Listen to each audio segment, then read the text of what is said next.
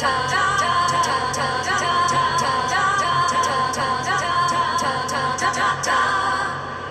good morning, you guys. I'm going to give you guys a special day. I'm actually going to do 2 episodes of Noir today. I'm going to review the Intoccabile Part 1 and Part 2, Episode 8 and Episode 9. And I do want to say that this is actually considered one of the worst episodes of Noir. And one of the critics were saying that obviously, you have something like the Italian Mafia being mentioned. And it's almost like, why are you kind of mentioning this? Or, you think of The Sopranos and how much research they've done on the Mafia, or even in The Godfather, where this kind of seems like, you're throwing in fictional characters into the Mafia, so you're not really going off, the reality, really. I think that with a lot of characters in Noir, it's kind of believable that they would exist in the real world with, as part of a crime syndicate, but these guys don't really, so I think sometimes when you introduce a character and a backstory, you have to think a little bit more about, if I'm trying to aim for realism in my style, I got to make sure that it is realistic. For example, I'm from New Haven, Connecticut. There are a couple of gangs in New Haven, Connecticut, but if I wanted to, write a fictional story where Noir was facing these gangs, I would have to make sure that I know a little bit of the history of these gangs, how they operate and everything like that, just to make sure that these characters are done with research, not really just like a fantasy.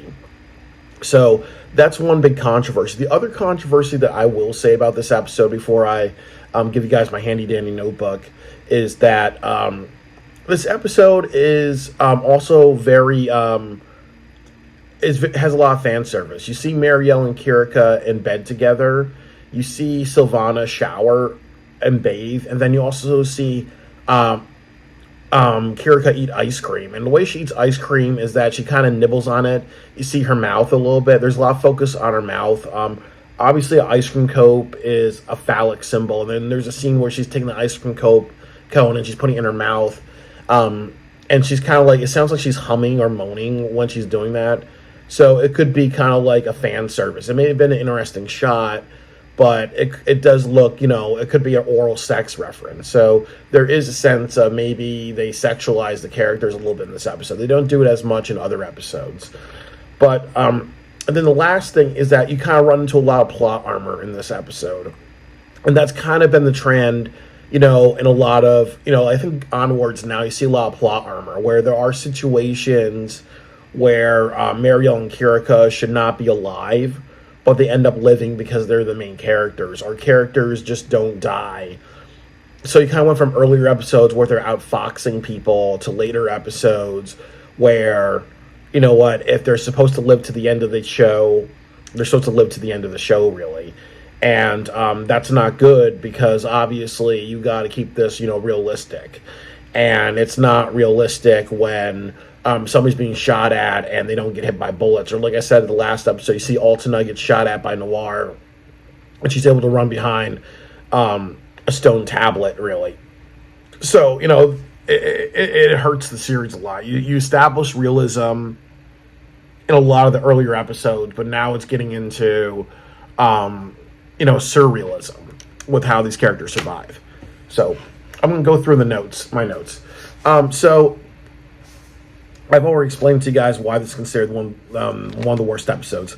In the beginning of the episode, they had like this sample music going ta ta ta ta ta ta ta ta ta ta ta ta ta ta. It actually sounds really, really cool. Like, I actually feel very hurt that this was not a song, or even if that was the whole song, they should have had that on the Noir album. But what happens is that it opens with it opens with an overhead shot of the New York City. You see like the streets and the lights and all that, like nice amber yellow color, very beautiful cinematography.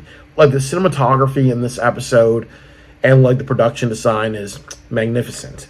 It opens with 2 characters talking about a turf war between the Mexicans and the Cosa Nostra. Also, they are in a glass elevator, so you see the New York City skyline. One of them says, "Don't worry, we will protect the land that our fathers and brothers paid for with their blood, for that is the duty of an honorable man." Like, another thing about this episode is that there are a lot of voice actors that have really great articulation. I like how he said that, but also the way that he kind of said that kind of makes you, feel his words really. Like family and honor is important to the mafia.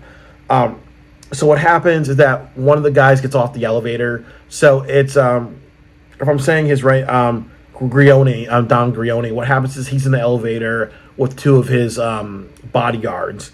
They go to the 13th floor. Mariel and Kirka are smiling. They look at Don Grione and they shoot him and the two bodyguards. And you hear the ta ta ta ta ta ta ta ta ta ta sample again. So it adds like a level of like dark comedy a little bit because it's just music that doesn't really fit the Noir series, and you're throwing it in there. And I also think that the smile on their faces is kind of saying that they kind of feel that this is an easy kill for them. Like they're honestly, their teamwork skills are good, and maybe they're kind of getting a little cocky or something like that. I think that. So the next part of the episode is that it's revealed that Noir, Mariel and Kirka, they both want a contract from the person that gave them the assignment. And the contract is just an old document talking about the origin of the mafia. It really is just a piece of paper saying that the mafia is allowed to form and who is forming the mafia. And then also in that document, it has the soldats as a witness. So what it's really saying is that the soldats have been around way longer than the mafia. I believe the mafia is like over 1,000 years old, if I'm correct, or close to 1,000. So maybe the soldats could be around during the time of Jesus or before then. I think that's, if I'm correct, that's where the soldats were origin. They were around during the time of Jesus and the Roman Empire. But I'm not exactly sure. So that's kind of why they want the document. They kind of feel like that once they have that and other like documents, they can kind of like know the history of the soldats and ultimately just, be like, okay, we have more backstory. Maybe we can kind of attach pieces and all that. It gives them more of a connection to the soldats and education of the history of the soldats. Kirka, as I said before, that, like while Mariel is reading these documents and getting emails from this guy, Mariel is really excited. Kirka's just eating ice cream as she's talking about this. You see Kirka put ice cream in her mouth in a phallic shape, and you kind of hear her like either humming while she's doing that. So to me, I think that was fan service to kind of like make an oral sex type of joke. So I'm not sure why they did that. In earlier episodes, they don't do that, and it wasn't really necessary for the series. Sometimes, as Kubrick said, that sometimes you got to make every scene have something that's a little bit interesting to hold interest. So maybe that's kind of what they took that from. Mariel has a flashback of her childhood, and she's traumatized by Silvana. And what happens is that I think they do this maybe like 5 or 6 times in this episode. It shows flashbacks of Mariel's childhood, and they do that for 2 reasons. Mariel is traumatized by Silvana. And what happens is that Silvana like aims a knife at her as a child and just like cuts, a crown of flowers that she had in her hair, really, because Silvana is kind of like a little bit too into the mafia and like her family duty and all that type of stuff, really, So that traumatized Mariel for life, really. So there's a couple things that I'll say is that they showed this like about 6 times, I believe, in this episode. That's bad. That's very, very bad. Because obviously, it's overdone. And they also do that many times in shows like Noir to show old footage. Because the reason why they do that is just so they can save some money. They could have spent like more money maybe on maybe telling a better story with the Intoccabile or something like that, really. But they kind of overplay that. And then it cuts to a ceremony. So what happens is that Silvana goes from Sicily to New York City, and there's a house where there's a bunch of mafiosos. She meets her grandfather, who addresses her as the Intoccabile. And what happens is that it's revealed that what happened was that Silvana was ordered to kill her father. She did that because he breached confidentiality. She was sent to Sicily for a long period of time. She comes back, really, and part of the ceremony is that she has to kill her grandfather because, he wants her to get even for banishing her to Sicily instead of New York City. He also wants to say that, part of the mafia duty is that, he's supposed to have I think he's supposed to hold all the power until he dies. But since he's bestowing power to her, that's considered a sign of betrayal, really, So what that means is that he has to kill her, and that she has to kill him to seize the throne, and he allows that to happen. She runs at him with a dagger, and that's that, really, And then what happens is, as he lays dying, he says, like, I love you, Sylvia, Sylvana, and then he also says, I'm sorry that I'm sorry for what I did to you, and I'm sorry that I betrayed the family. And then what happens is that she kisses him on the lips as he's laying dying, and she says, I too, grandfather, I love you, and all that. So it's kind of weird that she's kissing a guy that's bleeding out, and that's her grandfather. Obviously, this was established that she's either a psychopath or a sociopath. But definitely she's born into a family with very violent traditions and mafia stuff. So I would say that she's more of a sociopath, that the life that she lived, the family that she lives has had an impact on her psychology. That makes you a sociopath. If you're born with sociopathic tendencies, you're a psychopath. If you develop sociopathic tendencies based on situations in your life, like being born into a mafia family, that makes you a sociopath. So it's clear that Sylvana is a sociopath.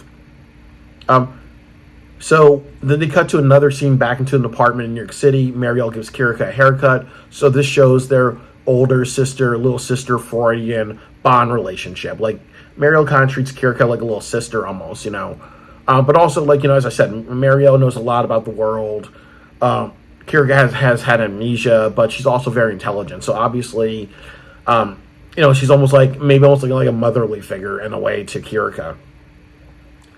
So what happens is that there's another scene where this is also a very controversial scene in the whole entire series, that they cut to Sylvana punishing Rizzo. And Rizzo's the guy who actually knew the contract of Don Grioni, like, his daily schedule. So he set him up in a vulnerable position for Noir to get him killed.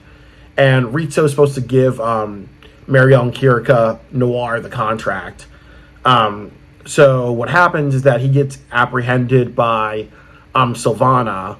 So what happens is that, she has him like chained to a wall, and he has to, and she kind of casts judgment on him. She says, like, you betrayed and you sold out the Don. He's begging them to kill him because he knows that they're going to do something very horrible to him or horrible to other people. And she says, to wash away blood, you must shed more blood.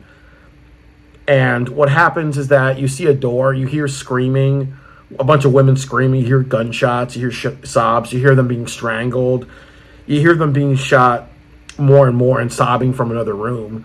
And you hear him say, please stop it, please spare them, and all that stuff. And she's not listening. So this is really trying to set, once again, Sylvana up as a ruthless leader. And the other thing, too, is to listen to the Japanese version. It's way more disturbing. The American version is disturbing, but it goes to another level in the Japanese version. But I really think they're trying to establish the psychology. So she's more about what she is. She's more about punishing him. She's more about reading the contract that Noir wants. And she doesn't care about the violence and the carnage that she's causing to other people. This is supposed to set her up as a sociopath. But as I said, that it would have been better if they actually had her kill these women, or she had like the three assassins that you meet in the next scene actually do it, or there's some talk that they did do it, because that's more of a tie-in. You kind of make them more villainous, more despised, and then you have Kirika and Marielle kind of take them out, really. So that could have been something, but I could understand that they may have not. That could have been an idea, but they may have said to themselves, "How do we do that without being pulled off television?" Because they could be violent in this anime, but they couldn't be too violent, because they were on a network that was very strict about violence, so they took as far as they could, really. The next scene is that is back at the hotel once again, really. So Marielle tells Kirika that they found out that she found out that Ritsu is dead. You also see Marielle and Kirika in bed together. So once again, yes, they have one bed, they're sharing it, and they're just back to back, really. So they're not. It's not like spooning or anything like that. But there are many people who watch the series and interpret it as fan service. Teasing that they're lesbians, teasing that they may have done scissor me timbers. Just like in episode 3, scissor me timbers. Yeah, we remember that from South Park, scissor me timbers. But in all seriousness, they have another flashback, and I believe this is like the third or fourth time, where they cut back to Marielle's childhood. Please stop doing that. That's bad writing. That's too repetitive. So what happened is that also it's also they introduce the 3 other assassins that are going to help the Intoccabile get revenge on Noir. So it's Paolo, Dominic, and Francesco. And then also what happens to Rizzo is that he is suspended from a bridge by his chains, and he's hanging over a bridge in New York City, really. So it's kind of grim. They show his dead body, not his face or anything like that, really. So it kind of highlights once again just like how ruthless this is. But like I've said before, and I'll say it again, that honestly they should have showed all that stuff. They should have not just kind of implied, because it would have made Silvana and the Intoccabile, Silvana and her 3 assassins more intense people, really. More intense if they kind of just tied that more in. Not like she ordered somebody else to do it. If they showed her actually doing it, or saying like this is what's going to happen to you, and he's screaming whatever, really, that would have been more. I think that would have been better, character heat. So again, that was a missed opportunity. So back in the hotel once again, Marielle and Kirika realize that they need that document to know more about the Soldats. So they have to go to the country house in New Jersey and take on the Intoccabile. And the other thing that's kind of questionable about this episode is that in no other episode of Noir is Marielle ever shooken up. This is the only episode where she is shooken up by somebody. And it's actually very weird because later on she gets to find out who kills her parents. And I would think that, honestly, if she's traumatized by Silvana almost killing her as a child, wouldn't she be more traumatized in her main trauma of the person who killed her parents? So wouldn't she be more like freaked out by meeting the actual killer of her parents? So I just think that, once again, it's weird that in this episode she's kind of shooken up very, very easily. It doesn't it just doesn't go together. It's like, okay, now a character has a weakness shoehorned into them. It's just bad writing. And I would say that at this point I was like, okay, you've kind of established who the Intoccabile are, this group of 4 people, and I do agree with everything that I've said, that honestly they should have not been tied to the mafia, because none of this is really, true to the mafia. Maybe some of the brutality or the level of brutality, but nothing else really. So I did feel like, it's not like The Godfather or The Sopranos. So they should have been like their own like fictional faction, and that'd be that, really. Or just saying that, they're kind of like, maybe there's the mafia and they're kind of like their own like version to help them out, really. Like they're like a subset or something like that. That could have been more, what's the word? Believable than just saying that they are the mafia, So that's how that's how I feel. And then it cuts to the shootout that they have at the country house in New Jersey. It's one of the best shootouts in the entire series. I would say maybe the second or third best shootout. In episode 3 is the best one, because it kind of goes into what Noir is about, like these characters outfoxing. But in this one, there's really not a lot of outfoxing. There's a lot of plot armor. So it has like some things that are questionable. Marielle gets into the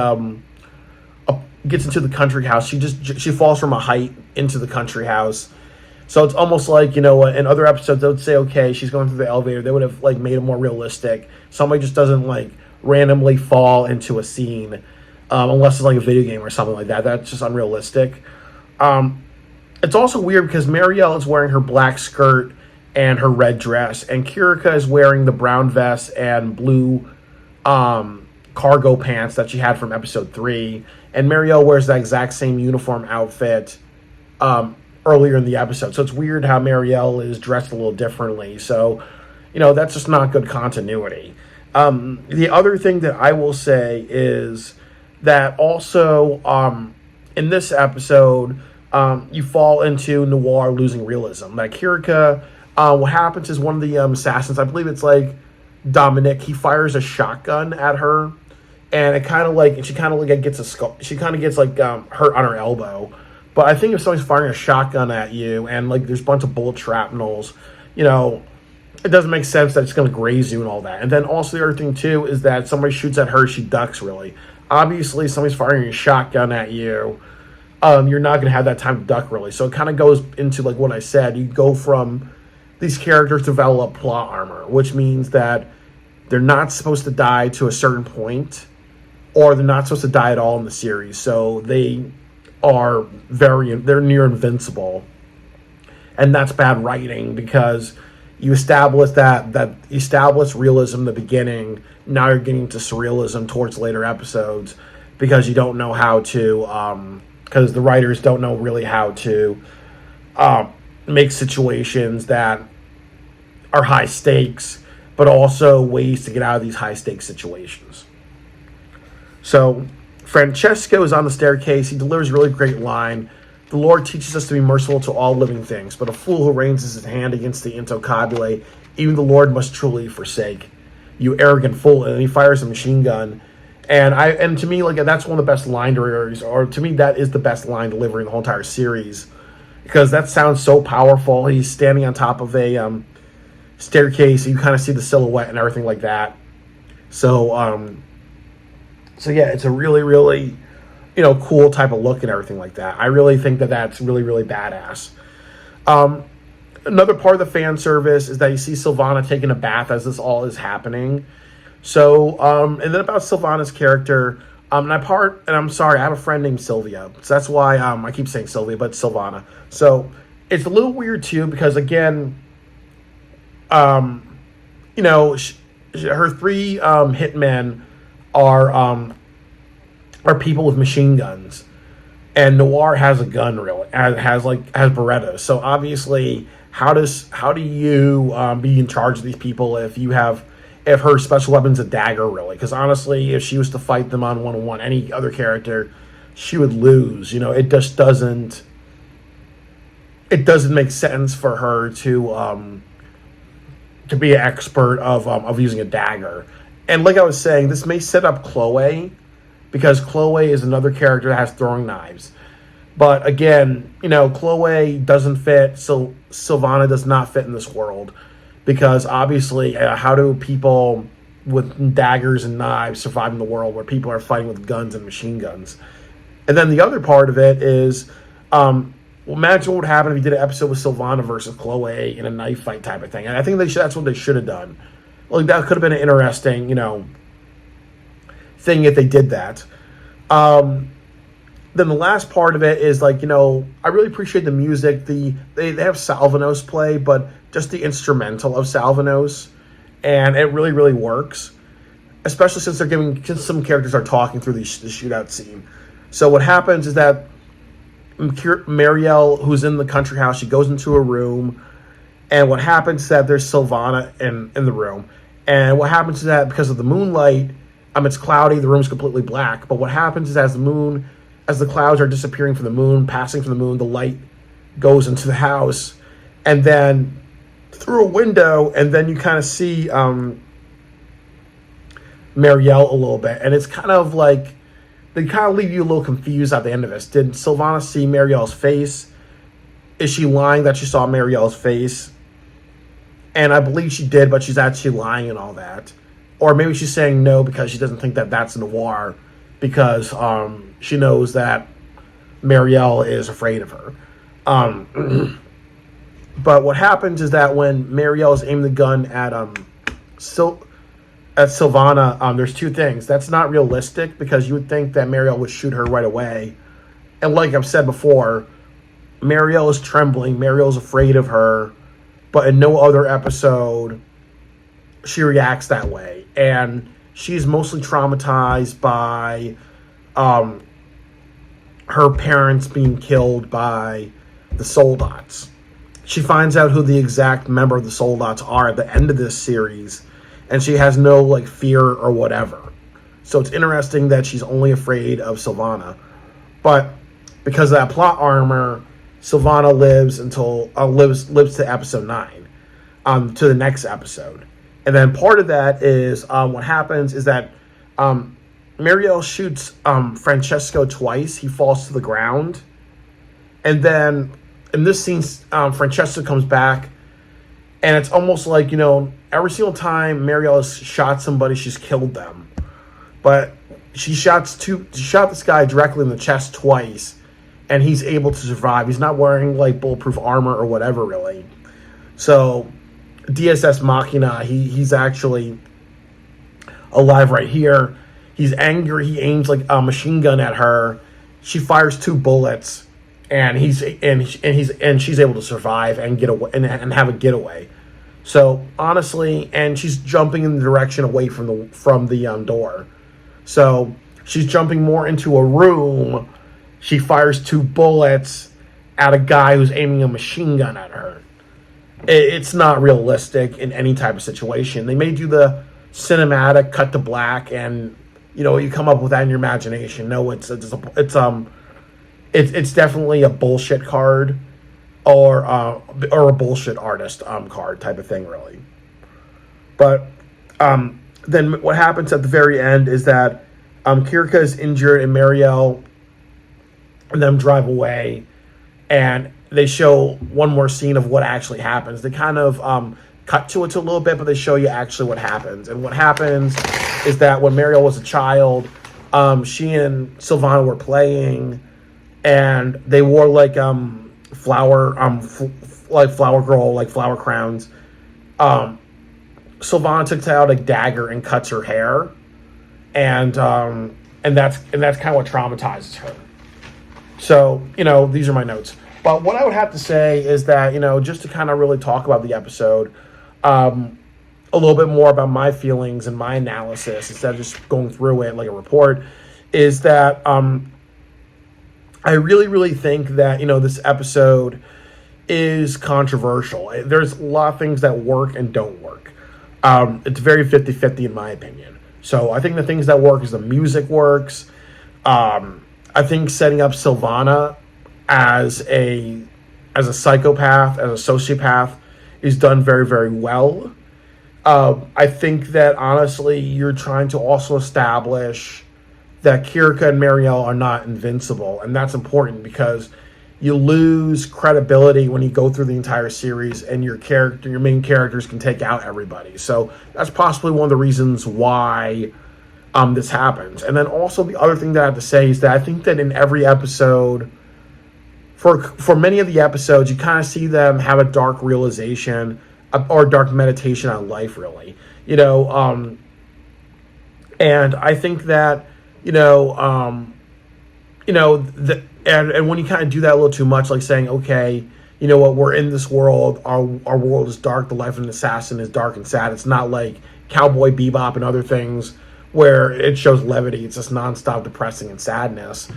When you have this episode and you have it like split in two, really, you kind of remove that because you're leaving it on a cliffhanger.